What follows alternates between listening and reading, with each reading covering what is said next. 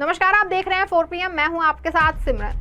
वैसे भले ही सभी राजनीतिक दलों के अंदर सब कुछ ठीक चल रहा हो, सभी नेता एक दूसरे से मिलजुल करके सत्ता में बैठकर मोटी मलाई खा रहे हैं, लेकिन चुनाव आते ही ये सारी एकता चूर हो जाती है। चुनाव आते ही नेताओं को दो चीजों का डर सताने लगता है, पहला चुनाव हारने का और दूसरा चुनाव होने से पहले ही की गई पार्टी की उनकी टिकट न काट दे। कुछ ऐसा ही माहौल इन दिनों हरियाणा में भी बना हुआ है। अब भले ही इन दिनों राज्य में भाजपा की सरकार हो, लेकिन कांग्रेस और आप के गठबंधन की चल रही अटकलों के बीच अब भाजपा ने ऐसा फैसला लिया है जो कि अब उनके ही लिए गले की फांस बनता दिखाई दे रहा है। दरअसल हरियाणा चुनाव को मद्देनजर रखते हुए भाजपा ने उम्मीदवारों की सूची जारी की, जिसके बाद से भाजपा में ही बगावती सुर उठने लगे हैं। चुनाव को मद्देनजर रखते हुए भाजपा ने तैयारियां तेज कर दी हैं। ऐसे में सीटों और उम्मीदवारों को लेकर जमकर मंथन चल रहा है। वहीं काफी मंथन के बाद भाजपा ने 67 विधानसभा सीटों के लिए उम्मीदवारों की घोषणा कर दी है। सत्ता विरोधी लहर रोकने के लिए पार्टी ने 40 सीटों से उम्मीदवार बदल दिए हैं। पार्टी ने 2 पूर्व सांसदों, 1 राज्यसभा सांसद और 27 नए चेहरों को मैदान में उतारा है। पार्टी ने 3 मंत्रियों समेत 8 विधायकों का टिकट काटा है। 9 मौजूदा मंत्रियों व 4 पूर्व मंत्रियों को भी मौका दिया गया है। जजपा से भाजपा में आए 3 विधायक व 2 नेताओं को भी उम्मीदवार बनाया गया है। राज्यसभा सदस्य कृष्णा लाल पंवार को पार्टी ने एक बार फिर इसराना उम्मीदवार बनाया है। केंद्रीय मंत्री राव इंद्रजीत की बेटी और हाल ही में कांग्रेस छोड़ भाजपा से राज्यसभा सांसद चुनी गई किरण चौधरी की बेटी व पूर्व सांसद श्रुति चौधरी को भी टिकट दिया गया है। पार्टी ने 2 बार से हारे उम्मीदवारों को भी टिकट नहीं दिया है। अच्छा, जिन्हें तो टिकट मिला उनके चेहरे तो खिल गए हैं, चुनावी प्रचार में जुट गए हैं, लेकिन असली खेल यहीं से शुरू हुआ है। भाजपा अपने ही खेल में घिर गई है। दरअसल उम्मीदवारों की सूची आने के बाद भाजपा में ही बगावती सुर उठने लगे हैं। नेताओं ने अपने ही दल के खिलाफ मोर्चा खोल दिया, तो कुछ नेताओं ने अपने पद से ही इस्तीफा दे दिया। भाजपा नेताओं के इस्तीफे की लिस्ट काफी लंबी होती जा रही है, जिसको लेकर विपक्ष अब भाजपा पर हमलावर है। इसको लेकर कांग्रेस नेता सुप्रिया श्रीनेत ने बड़ा दावा किया है, जिससे कि भाजपा के खेमे में और हलचल बढ़ गई है।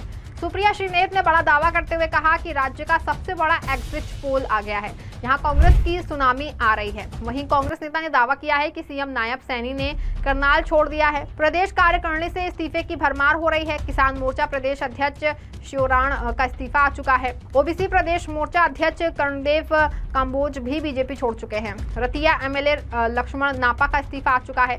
शमशेर गिल का इस्तीफा, महामंडलेश्वर दर्शन गिरी महाराज का इस्तीफा भी आ गया है। हालांकि भाजपा नेताओं के इस्तीफे की अगर बात करें तो बड़े बड़े कद्दावर नेता भाजपा को अलविदा कह रहे हैं।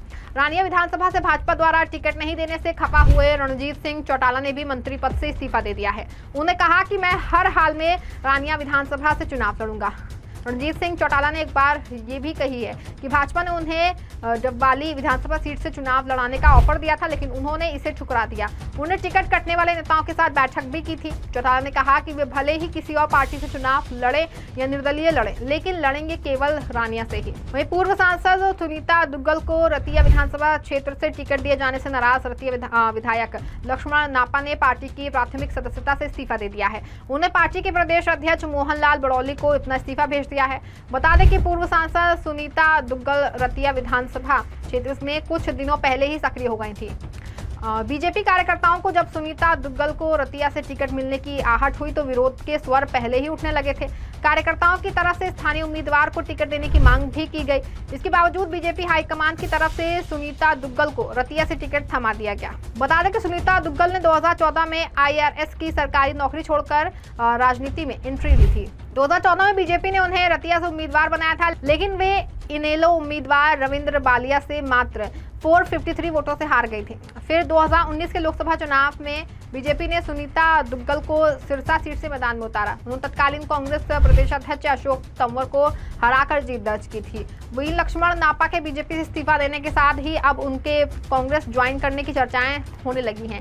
वे पूर्व सीएम भूपेंद्र सिंह हुड्डा से मुलाकात कर कांग्रेस का दामन थाम सकते हैं। ऐसे में अगर चुनाव से पहले ऐसा होता है तो ये कांग्रेस के खेमे को और भी ज्यादा मजबूती देगा। इसी क्रम में पूर्व मंत्री कविता जैन का टिकट कटते ही उनके सेक्टर 15 में आवास पर मायूसी छा गई।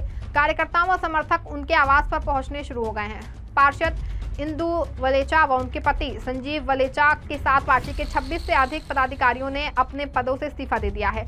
इस्तीफा देने वालों ने व्हाट्सएप ग्रुप पर वीडियो जारी कर भाजपा हाईकमान के प्रति नाराजगी जताते हुए अपने पदों को छोड़ने की घोषणा की। पार्टी के पदों से इस्तीफा देने वालों में पार्षद इंदु वलेचा व उनके पति संजीव वलेचा, महाराजा अग्रसेन मंडल के किसान मोर्चा के अध्यक्ष अशोक मंडल, महामंत्री रजत जैन। बात की जाए हरियाणा के किसानों की तो हरियाणा के किसान भाजपा से पहले ही नाराज चल रहे हैं। ऐसे में इस चुनाव में भाजपा नेताओं के पाला बदलने से भाजपा को काफी नुकसान उठाना पड़ सकता है। हालांकि किसानों से जो कुछ उम्मीदें थी वो अब नहीं बची हैं, क्योंकि हरियाणा बीजेपी किसान मोर्चा के प्रदेश अध्यक्ष सुखविंदर शिवराण ने बीजेपी से इस्तीफा दे दिया है। बता दें कि सुखविंदर बवानी खेड़ा के पूर्व विधायक रह चुके हैं और मौजूदा वक्त में वो हरियाणा बीजेपी किसान मोर्चा के अध्यक्ष पद की जिम्मेदारी संभाल रहे हैं। लेकिन जैसे ही बीजेपी की ओर से प्रत्याशियों के नामों की घोषणा की गई, उन्होंने इस्तीफे की घोषणा की। उन्हें हरियाणा बीजेपी के अध्यक्ष मोहन लाल बड़ौली को चिट्ठी लिखकर इस्तीफे की घोषणा की। उन्होंने चिट्ठी प्रदेश के सीएम नायब सिंह सैनी, संगठन मंत्री और किसान मोर्चा के राष्ट्रीय अध्यक्ष को भी भेजी है।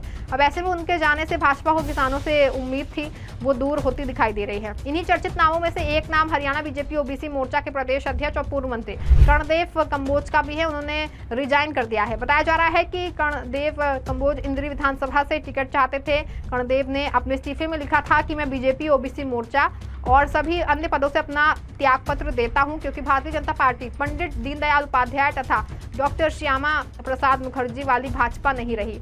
अब पार्टी में नुकसान करने वाले गद्दारों को तवज्जो दी जाती है। 7 वर्षों तक मैंने तथा मेरे पूरे परिवार ने भाजपा की तन मन धन से सेवा की। पिछले 5 साल तक मोर्चे के अध्यक्ष के नाते पूरे प्रदेश में प्रवास तथा इस समय हरियाणा में 150 सामाजिक टोलियां बनाकर काम कर लगी हुई हैं। लेकिन अनुशासित पार्टी कहे जाने वाली भाजपा को शायद उन अब वफादारों की आवश्यकता नहीं है, इसलिए ऐसे लोग के सहारे सरकार बनाना चाहती है जिन्होंने हमेशा पार्टी को नुकसान पहुंचाया है, जो कि कभी बन ही नहीं पाई।